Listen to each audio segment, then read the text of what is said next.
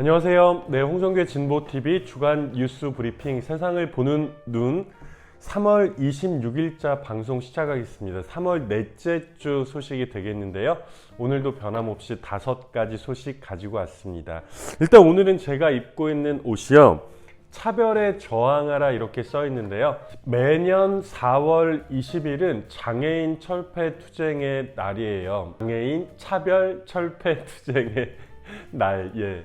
그래서 이번 그 4.20 그 투쟁을 기념하기 위해서 나온 티셔츠, 후드 집업인데 한번 입고 나와봤습니다. 저는 마음에 쏙 듭니다. 관심이 있으신 분들은 장애인 차별 철폐 연대 홈페이지를 들어가 보시면 4월 20일 장애인 차별 철폐 투쟁과 관련해서도 다양한 소식을 보실 수 있고요. 그리고 옷도 구매하실 수 있습니다. 네. 민주노총에서 오는 4월 24일 날 임시 대의원대회를 준비하고 있어요. 아주 중요한 대의원대회가 될 것 같은데 바로 내년에 있을 총선, 국회의원 선거에서 진보 진영의 힘을 어떻게 모아볼까 라고 하는 그 단일 의제를 가지고 대의원대회를 여는 거예요. 알고 계시겠지만 민주노총에서는 대의원대회가 가장 그 높은 수준의 의사결정 기구잖아요.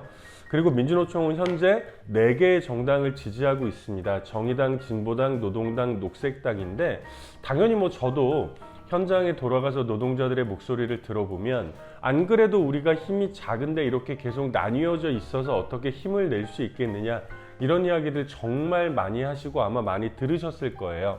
그리고 무엇보다도 지금 윤석열 정권에 취임한 지 1년도 되지 않았지만 수많은 실정으로 인해서 그래서 지금 방송을 촬영하고 있는 이 전날 3월 25일 날은 각계각층의 시민사회단체들, 제정당들까지 해서 윤석열 정권 심판의 날, 심판 행동의 날 이렇게 3월 25일 행동의 날 이런 것들이 벌써 좀 제기가 되고 있는 상황이잖아요.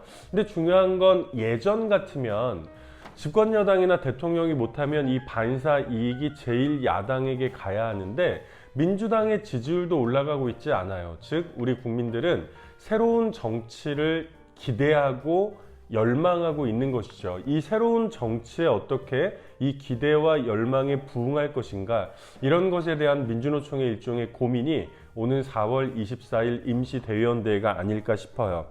민주노총은 집행부에서 논의했던 이 집행부 안으로 다음 달 24일 날 임시대의원대회 상정을 할 텐데요. 진보 대연합 정당 안이에요. 그러니까 다 모여라 이런 거죠. 이 진보 대연합 정당 안은요, 기존 진보 정당 4곳을 유지를 하면서 새롭게 노동 중심의 진보 대연합 정당을 창당을 해서 함께 선거를 치르는 방식입니다. 가장 좋은 것은 4개 정당이 다 합쳐서 민주노총과 함께 선거 전에 단일 정당을 만드는 게 가장 좋겠지만 지난 과정, 이 역사적 과정이라든지 이런 것들을 볼 때 당장 선거를 1년 앞두고 모두가 이제 해산 후에 합당이라든지 재창당이라든지 이런 건 지금 실제적으로 좀 어렵지 않느냐. 그렇다면 진보 대연합 정당이라는 하나의 틀을 먼저 꾸려서 선거에 임하고 선거가 끝나고 나면 이 성과에 기반해서 다시 천천히 이 통합의 과정을 밟아 나가는 것이 어떻겠느냐라고 하는 고민인 것 같아요. 이양수 민주노총 정치위원장은 현재 진보 세력의 다양성을 고려하면서 총선은 단결한 가운데 치러야 한다. 민주노총이 중심이 되어서 민주노조 운동과 진보정당의 전망을 제시하는 게 뼈대라고 설명을 했습니다.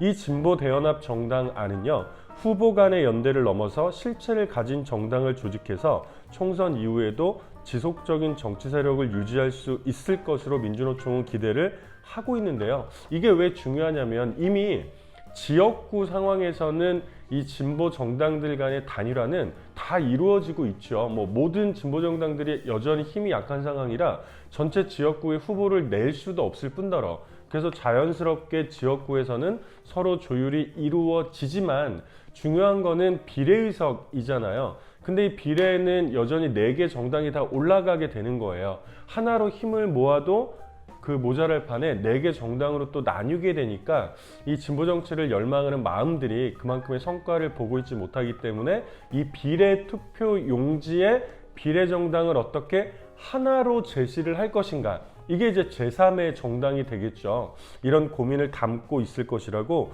보고 있습니다. 물론 당연히 쉽지는 않겠죠. 그래서 오늘 4월 24일 민주노총의 임시대의원대회를 쳐다보는 눈들도 굉장히 좀 고민도 많고 뜨겁습니다만은 중요한 건 뭐 우리가 쉬운 일이 어디가 있겠어요. 필요하고 꼭 해야 되는 일이라고 한다면 마음들을 어떻게 모아나갈 것인가, 여기에 이제 집중을 해야 될 때가 아닌가 싶어요. 현장 곳곳에서도 그리고 지역사회 곳곳에서도 이 민주노총의 고민과 궤를 함께하는 논의들이 많이 이루어져야 되지 않을까 싶습니다. 두 번째 소식은요, 여기에 이어져서 최근에 이제 정치개혁과 관련한 논의들이 또 많아지고 있잖아요. 그래서 한겨레 신문에서 더 가능 연구소의 서복경 대표가, 이분이 이제 주로 정치 제도라든지 정치개혁 관련한 이 의견들을 많이 내고 있는데 칼럼을 좀 가지고 와봤습니다.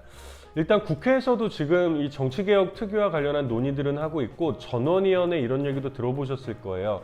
그러니까 국회의원 전체가 300명이잖아요. 이 사람들이 모여서 한꺼번에 자유롭게 토론을 하는 게 전원위원회인데요. 이 전원위원회에 올라갈 안을 마련하기 위해서 제가 이제 이 방송에서도 소개를 해드렸지만 김진표 국회의장도 3가지 안을 냈었고, 예를 들면 의석수를 이렇게 증가를 시키면서 전체 금액은 좀 이 의정 비용은 좀 낮추면서 등등 여러 가지 얘기가 있었는데, 이제 국회 정개특위에서 지난 22일 날 3가지 안을 올렸어요. 이게 국회 전원위원회에 올라가서 의원들이 토론을 하게 될 안인데요. 이 3가지 안 모두 의원 정수 300석을 유지를 하고 있고요. 국민의힘이 굉장히 완강하게 반대를 했잖아요. 그리고 비례대표 의석이 몇 석인지, 지역구 의석이 몇 석인지는 정하지 않았어요. 그리고 셋 중 하나는 중대선거구제안인데, 이 중대선거구제안 관련해서도 사실은 윤석열 대통령이 뜬금없이 중대선거구제안으로 가야 되는 거 아니야? 라고 하면서 별다른 어떤 큰 논의들도 없이 막 중대선거구제안이 뭐야? 어떤 효과가 있는 거야? 이런 얘기들이 쭉 전개되지 못하는 가운데 이제 국민의힘은 대통령이 한마디 하셨으니까 이건 꼭 들어가야지, 이제 이런 분위기란 말이에요. 그래서 이 칼럼의 내용은 도대체 중대선거구제안이 뭐길래? 라고 하는 내용인데요. 그러니까 우리는 일상적으로 소선거구제 그러면 하나의 선거구에서 한 명만 뽑다 보니까 승자 독식이라고 얘기하죠. 51% 대 49%로 당선이 돼도 모두를 다 가져가니까 여기서 왜곡되는 표의 이 등가성들이 많이 있다. 이렇게 이제 얘기를 하면서 소선거구제보다는 중대선거구제가 훨씬 더 좋은 거 아니야? 이런 인식들이 대부분 있단 말이에요. 아마 이 방송을 듣고 계시는 분들도 그런 고민이 있으실 텐데, 그런 고민에 그게 진짜 맞아? 고민을 살짝 더하는 내용이라서 제가 가지고 와봤습니다. 일단 저는 먼저 정말 마음에 들었던 그 서두가, 지난 며칠 국회에서 있었던 일을 정리해 놓았지만 이것만 보고 무슨 일이 일어나고 있는지 알아차린다면 당신은 선거 제도를 전공한 학자이거나 아니면 여의도식 언어에 정통한 정치인이 틀림없다. 이 두 집단을 제외하고는 알아차리기 어려운 일들이 일어나고 있다. 알아차리기 어려운 일들 이전에 예를 들면 연립형, 병립형, 위성정당 용어 자체도 너무 어려워요. 우선 용어부터 풀어보자. 중대선거구제라는 용어다. 연초에 윤석열 대통령이 이걸 하자고 제안했다. 선거 제도를 전공한 사람으로 말하는데 이 서복경 대표 본인이 얘기하고 있는 거예요. 학술적으로 혹은 제도적으로 중대선거구제라는 용어는 없다. 이게 무슨 말이지? 사실은 소선거구제, 중선거구제, 대선거구제가 있는데, 이 소선거구제는 간단하죠. 한 선거구에서 한 명을 뽑는 거예요. 중선거구제와 대선거구제, 이 대선거구제가 확 넓혀진다면 완전한 비례대표제가 되겠죠. 후보들이 내지 않고 정당 투표만 해가지고, 즉 대한민국 전체가 하나의 선거구가 되는 것, 여기까지를 대선거구제로 한다면 중선거구제도는 2명을 뽑을 수도 있고 3명을 뽑을 수도 있고, 근데 이거를 전체를 통틀어 가지고 그냥 중대선거구제 이렇게 퉁치는 곳은 사실은 없다는 거예요. 근데 우리는 이 중대선거구제라는 용어를 왜 이렇게 자연스럽게 쓰고 있는 걸까? 이것이 사실은 권위주의 체제의 유산이라고 분석을 하고 있어요. 박정희 시대와 전두환 시대에 한 선거구에서 2명을 뽑는 제도가 있었는데, 이것을 중대선거구제라고 부르기 시작하면서 대한민국에서는 중대선거구제라는 용어가 자리를 잡았다는 것이죠. 유신체제 하에서 박정희 정권이 야당 정치인들을 회유하기 위해서 도입한 제도였는데요. 당시에 일본에서 수입을 했어요. 일본은 지난 1993년, 와 벌써 굉장히 오래됐네요. 이 93년 이전까지 유권자는 한 표를 행사하고 한 선거구에서 의원 2명 이상을 선출을 했대요.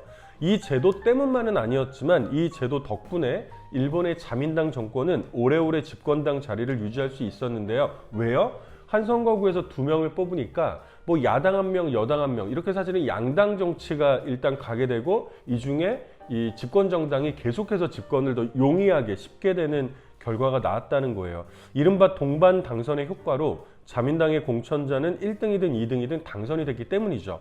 혹은 운이 좋으면 야당의 1등 자리를 내주더라도 2등이나 4등으로 2명이 당선될 수도 있었다라고 얘기를 하고 있어요. 박정희 전두환 체제에서 우리나라에서도 마찬가지였죠. 그렇게 권위주의 체제 집권당은 이 중대 선거구제라는 이름을 가진 제도 덕분에 원내 제1당이 됐어요. 지금도 여의도에서 중대 선거구제라는 용어는 지금 현재 원내 제1당과 제2당이 즉 국민의힘과 더불어민주당이 전국 어디에서든 동반 당선될 확률을 극대화시켜주는 제도라는 의미로 쓰이고 있다는 거죠. 가끔 이 제도의 효과에 대해서 헷갈리는 분들이 있어요. 우리 같은 사람들이죠. 2명이 아니라 3명이나 4명을 뽑으면 1, 2당이 아닌 다른 정당도 원내에 진출할 기회가 늘어날 수 있지 않나? 라고 생각을 하고 있지만 현실은 냉정하게 그렇지 않다고 분석을 합니다. 일본에서도 그랬고요. 우리나라에서도 지난번 작년에 그 지방선거에서도 요거를 이제 몇 군데에서 이렇게 4명, 5명을 뽑는 걸 한다 이렇게 얘기를 했잖아요. 그러나 거기에서 제3당 이하의 소수정당이 더 높은 확률로 들어갔다라고 하는 것은 확인이 되지 않았다고 합니다. 그러니까 거의 뭐 확인이 되지 않았다는 말은 전혀 그렇지 않다는 게 아니라 그 효과가 굉장히 미미하다는 거죠. 뭐 이유는 아시겠지만 중대선거구제를 하더라도 3명을 뽑거나 4명을 뽑는데 1-가, 1-나, 1-다 다들 보셨잖아요. 제1당과 제2당에서 후보를 여러 명을 출마를 시키잖아요. 그리고 그들이 표를 정확하게 분산을 시키면서 그들끼리 들어가는 거죠. 근데 이렇게 후보를 여러 명을 내는 것을 막을 수는 없다고 합니다. 왜냐하면 이것은 헌법에 보장된 정당의 권리이기 때문에 위헌이라고 하네요. 즉 이렇게 보면 이렇게 이제 마지막으로 질문을 드리고 있어요. 여러분은 국민의힘과 더불어민주당이 전국 어디서나 사이좋게 동반 당선이 되어서 원내 1당과 원내 2당을 번갈아 하는 국회를 앞으로도 계속 보고 싶으십니까? 저는 아닙니다. 두 당이 중대 선거구제에 합의할 요량이라면 차라리 지금의 희한한 제도를 그대로 두고 위성 정당을 또 만드시라. 즉 이 위성 정당이 사실은 두 당이 계속해서 가져갈 수 있는 연동형 비례대표제 이런 거를 가지고 왔음에도 불구하고 이거를 무력화시키고 두 당이 지금 원내를 거의 다 장악을 하고 있잖아요.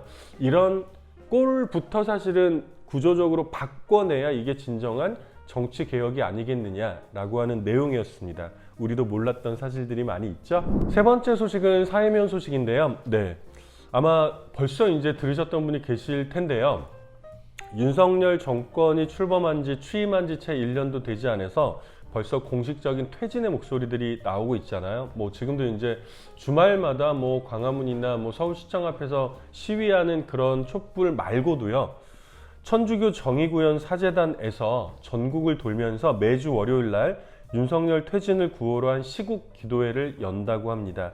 아울러 비상대책위원회를 출범해서 시국 대응에 전면적으로 나서기로 했어요. 지난 20일 날 저녁에 사실 전북 전주의 풍남문 광장에서 시국미사를 열었고요. 이게 이제 시작점이 된 거죠. 굴종 굴신으로 결여에게 굴욕과 수모를 안긴 죄가 너무나 무겁다라면서 윤석열 대통령 퇴진을 촉구를 했습니다. 그리고 이 직후에 전주 전동성당 교육관에서 전국 사제 비상 시국회의를 열었고요. 여기에서 이 비상대책위 체제로 전환을 하고 끝을 알기 어려운 난국에 대응하기로 결정을 했다고 합니다. 이어서 친일 매국 검찰 독재 퇴진과 민족 정기 민주 회복을 위한 월요 시국 기도회를 교구별로 순회하며 개최하기로 했고요.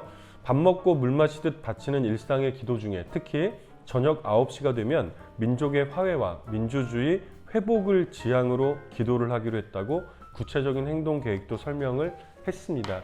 이제 이 말씀을 드리는 이유는 공식적으로 여기저기에서 그리고 뭐 천주교 정의구현 사재단 그러면 굉장히 좀 신망이 높은 또 우리 그 종교 시민사회 단체 중에 또 하나이기도 하잖아요.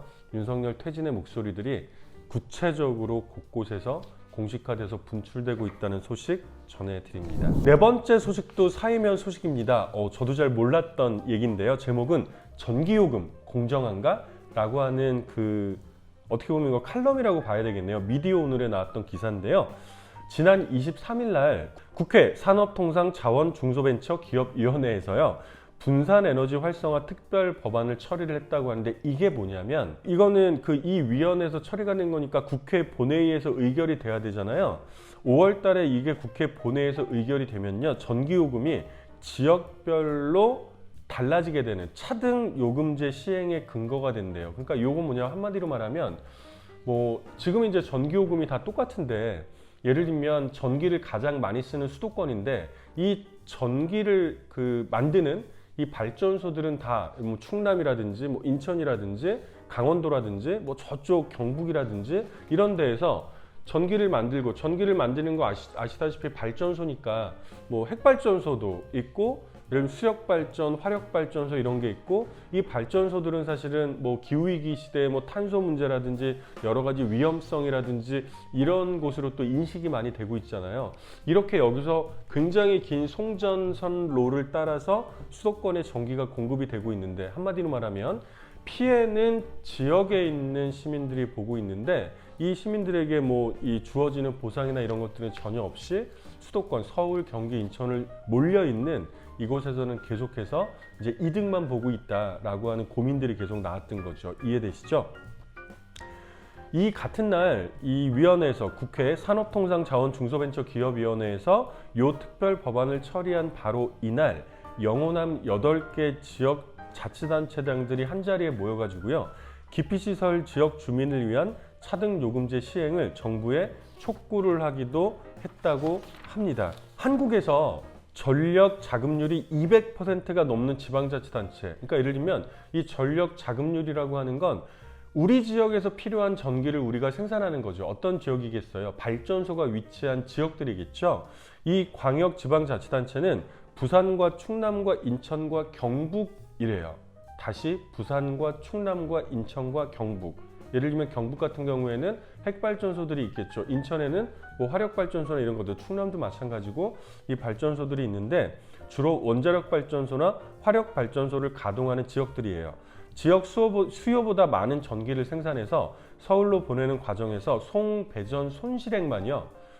1년에 연평균 1조 7천억 원이나 된다고 합니다. 그러니까 길게 전기를 공급을 해야 되는 공급망인 거죠. 육지에서는 송전시설 설치 갈등으로, 바다에서는 온배수 피해로, 하늘에서는 대기오염 물질 확산으로 지역이 감당하는 사회적 비용 또한 막대합니다.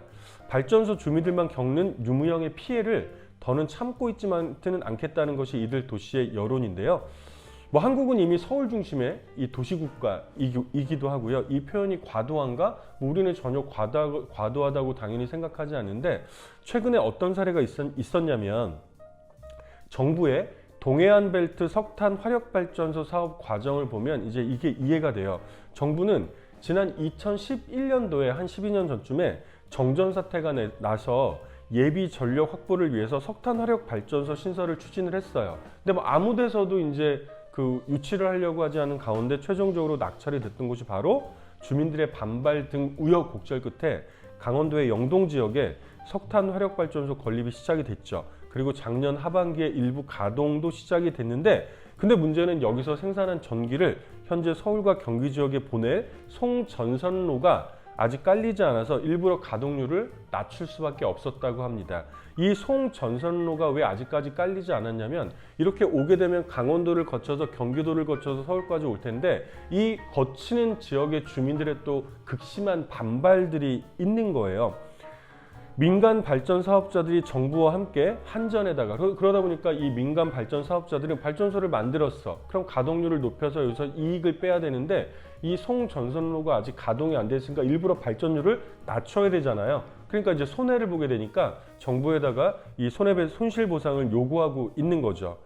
송전선이 계획된 삼척, 영월, 정선, 평창, 홍천, 횡성 지역 주민들의 반발이 극심하다고 합니다. 당연히 왜 수도권을 위해서 지역이 희생해야 되냐라는 이야기들이 올라오고 있는 것이죠. 우리가 주목해 봐야 될 이슈 중에 하나겠죠. 지역별로 그럼 어떻게 하면 이 필요한 전기들을 최대한 지역 내에서 수급할 수 있겠는가, 이런 고민들이 좀 많이 될 필요가 있을 것 같아요. 그리고 당연히 이 수도권 중심의 초밀집된 이 생활 방식들이 이 지역으로 어떻게 균등하게 이 발전할 수 있는, 내지는 균등하게 분산할 수 있는 이런 체제를 만들 수 있을까, 이런 것도 우리의 과제가 아닐까 싶습니다. 마지막 5번째 소식은 한반도 소식인데요. 한마디로 말하면 한반도는 지금 전쟁 중. 무섭죠? 이렇게 얘기를 좀 해야 될 것 같아요. 우크라이나에서만 전쟁이, 지구 반대편 우크라이나에서만 전쟁이 일어나고 있는 것이 아니라 지금 이 순간 이 시각에 한반도는 전쟁 중입니다. 북한이 한미연합훈련에 대한 반발로 도발을 이어가는 가운데, 이 얘기 나중에 다시 한번 해드릴게요. 한국과 미국 해군과 해병대가 지난 20일 날 대규모 연합 상륙훈련을 시작을 했어요. 한미동맹 전투준비태세와 상호 운용성 강화를 위한 한미연합 상륙훈련, 이름도 어려워요. 2023년 쌍용훈련인데요. 이 3월 20일부터 4월 3일까지, 그러니까 지금도 계속 진행이 되고 있는 거죠. 경북의 포항 일대에서 진행이 되고 있습니다. 이 쌍용 훈련은요, 굉장히 규모가 커요. 여단급 규모로 시행되던 이 쌍용 훈련은 북한과의 대화 분위기 속에서 지난 2018년 이후로는 열리지 않았다가 올해 다시 재개가 된 거예요. 지난해 12월 한미 국방장관 회담에서 연합훈련의 규모와 범위를 확대하기로 한 데 따라서 4단급으로 규모를 키워가지고 5년 만에 열리고 있는 중이고요. 현재 진행 중인, 그러니까 이 훈련 말고도 이전에 이미 한미연합연습 자유의 방패라는 이름의 이 훈련의 주요 야외 실기동 훈련, 즉 야외에서 실제로 진행하는 훈련이라고 합니다. 올해 훈련에는요, 이건 뭐 읽기도 어려운데요. 그래도 한번 읽어보겠습니다. 왜, 실감이 좀 나야 되니까요. 올해 훈련에는 4단급 규모 상륙군, 그리고 대형 수송함 독도함 14,500톤급이라고 하고요. 미국 와스프급 강습 상륙함 마킨 아일랜드함, 이거는 42,000톤급이라고 합니다. 예, 제가 진짜 읽기가 좀 어려워요. 등 함정 30여 척과 F-35 계열의 전투기, 그리고 육군의 AH-64 아파치 공격 헬기, 해병대의 마린온 상륙 기동 헬기 등 항공기 70여 대, 그리고 상륙 돌격 장갑차 50여 대 등도 투입이 됐다고 합니다. 영국에서도요, 영국 해병대 코만도 한개중대 병력 40여 명도 처음 참가를 했고요. 호주와 프랑스, 필리핀군은 참관을 한대요. 와, 여러분 보세요. 이 어마어마한 실제로 무기들을 앞세우고 포항 일대에서 진행 중인 이 작전에는 한국과 미국뿐만이 아니라 영국도 실제로 군인들이 참가를 하고 있고, 호주와 프랑스, 필리핀군은 참관을 하고 있다는 거죠. 정말 어마어마하지 않습니까? 우리가 사실 너무 둔감한 거죠. 내용을 보면요, 훈련은 상륙군의 안전한 목표 지역 이동을 위한 호송작전을 시작으로 소해작전 처음 들어보셨죠? 그래서 저도 찾아봤어요. 이게 뭐냐면 안전하게 상륙을 하려면, 예를 들면 이제 바다를 이렇게 거쳐서 상륙을 하잖아요. 이 바다에, 육지에는 지뢰가 있다면 바다에는 어뢰가 있고 기뢰가 있죠. 어뢰 같은 경우는 발사를 해가지고 맞추는 거라고 하면, 기뢰 같은 경우에는 지뢰처럼 곳곳에 이렇게 설치를 해놓는 거예요. 이 기뢰를 제거하는 작전을 소해 작전이라고 한다고 합니다. 그리고 사전 상륙 목표 구역의 감시 정찰 및 위험 요소를 미리 제거하는 선견 부대 작전, 상륙 목표 구역에 대한 대규모 화력 지원, 결정적 행동인 공중 해상 돌격과 목표 확보 순으로 진행이 돼요. 이름만 들어보더라도 상륙 작전부터 시작해서 대규모 화력 지원과 결정적 행동인 돌격과 목표 확보는 점령이겠죠. 이게 다 어디를 대상으로 하는 거겠어요? 북한을 대상으로 하는 거겠죠. 이달 말에 실시할 결정적 행동 단계에는 한미연합 및 합동 전력이 대규모로 해상과 공중으로 전개해서 한미동맹의 압도적 전력과 연합 상륙작전 수행 능력을 보여줄 예정이라고 군은 설명을 했어요. 그리고 아시다시피 이 엄청난 전쟁 연습 훈련에 반발해서 대응해서 북에서도 계속해서 탄도미사일을 비롯해서 뭐 대륙간 핵탄도부터 이 중거리 단거리 등등 미사일들을 발사를 하고 있잖아요.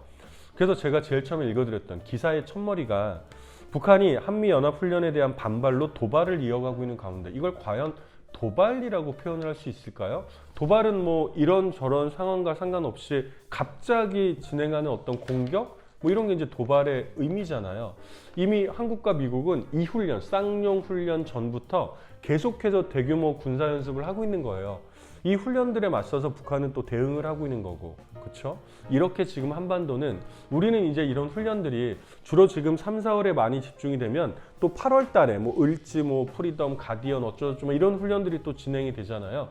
이 훈련들이 너무나 일상적으로 일어나다 보니까 뭐 우리는 사실은 뭐 그런가 보다 둔감한 이런 상황일 수도 있지만 사실 한반도는 전 세계를 놓고 보더라도 실시간 지금 현재 우크라이나처럼 전쟁이 일어나지 않고 있는 지역 중에서는 가장 위험한 이런 지역 중에 하나라고 손꼽히고 있습니다. 한반도의 평화, 그리고 그 남북 간의 이 교류와 협력, 소통, 그리고 이것이 전국적으로 평화적인 통일, 평화 공존, 번영 이렇게 이어질 수 있도록 사실 수많은 노력들이 특히 윤석열 정부가 들어선 이후로 더 많이 필요할 때가 아닌가 싶어서 오늘 소식 들고 나왔습니다. 오늘 3월 넷째 주 한 주간의 소식이었는데요. 오늘도 이렇게 5가지 소식으로 인사드렸습니다. 들어주셔서 정말 감사드리고요. 이제 다음 주가 3월 마지막이에요. 봄도 벌써 한 달이 지난 거죠. 우리 사회의 봄을 만들기 위해서 곳곳에서 신나고 즐거운 고민들 그리고 열정적인 실천들 함께 많이 진행이 되었으면 좋겠고, 무엇보다 오늘 4월 5일 날에는 전주에서 이번 재보궐선거에서 유일한 국회의원 선거가 진행이 될 예정이고요. 너무나 반가운 소식은 봄 소식처럼 마치 진보당의 강성희 후보가 여론조사 1등으로 올라섰다는 또 소식이 있었죠. 우리의 그 정치개혁 아까도 말씀을 드렸는데 가장 멋진 정치개혁은 진보당의 원내 진입이 아닐까 싶습니다. 우리의 열망 모두 가득 4월 5일까지 전북 전주로 모아주시기를 부탁드리겠습니다. 오늘도 들어주셔서 고맙습니다.